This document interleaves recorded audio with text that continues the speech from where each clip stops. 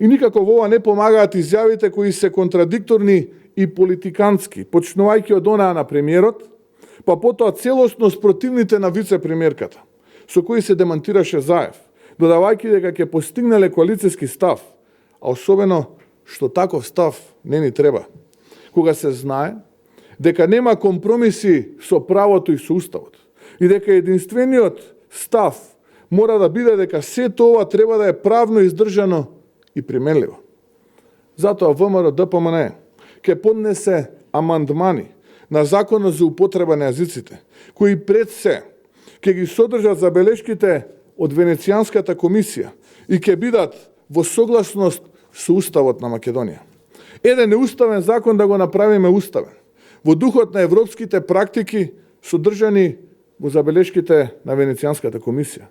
Никој во оваа држава да не се чувствува оштетена страна.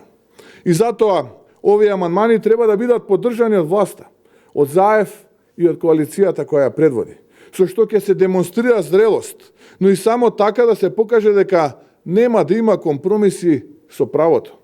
Воспротивно, ќе се одбере популизмот во надеж за нови измами без дела.